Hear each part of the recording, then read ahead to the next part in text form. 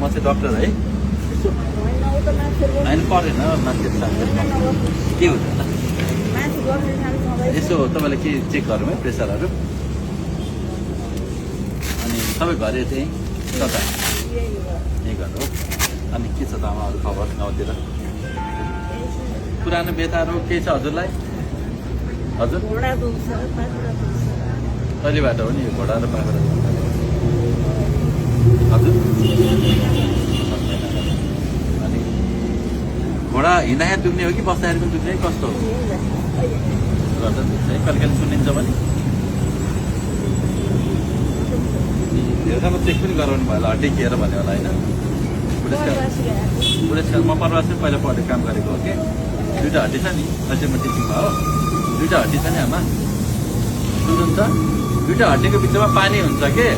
उमेर बढ्दै जाँदा त्यो पानी कम हुँदै जान्छ कि अनि भैमा केही फरक पर्दैन हामीलाई केही फरक पर्दैन है अनि पाखुरा भन्नाले कुन कहाँनिर त्यहाँनिर ढाड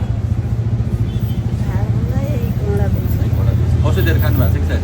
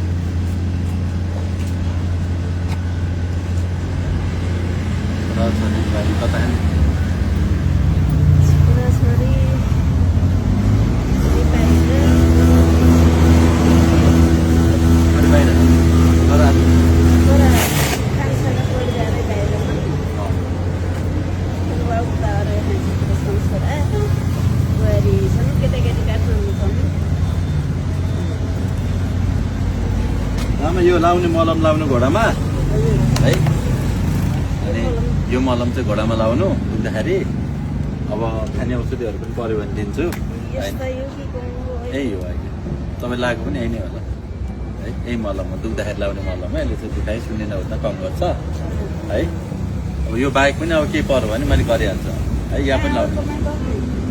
म खास टिचिङ हस्पिटलको डक्टर हो काठमाडौँ अहिले चाहिँ म यहाँ नेता भएको छ आमा है म जुत्ता जेनजीको है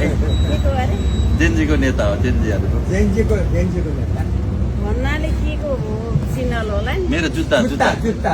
जेनजीको जुत्ता हो मैले चाहिँ घर घरै मैले कोरोनामा पनि यहाँ उपचार गर्थेँ कि म नगरपालिकाको डक्टर हो कोरोनामा पहिला यहाँ क्रिम्सनको आइसियुमा पनि मैले काम गर्थेँ त्यो अब इमर्जेन्सीमा नि काम गर्थेँ 5 वर्ष चाहिँ मैले टिचिङ हस्पिटलमा गरेँ अब चाहिँ म प्राइभेट हस्पिटल आउनुपर्ने हो तर भ्याएको छैन अहिले देश बनाऊँ भनेर देशै बिरामी भयो यसो उपचार गरेँ भनेर लागेको है अरू केही घर परिवारमा केही समस्या यताउता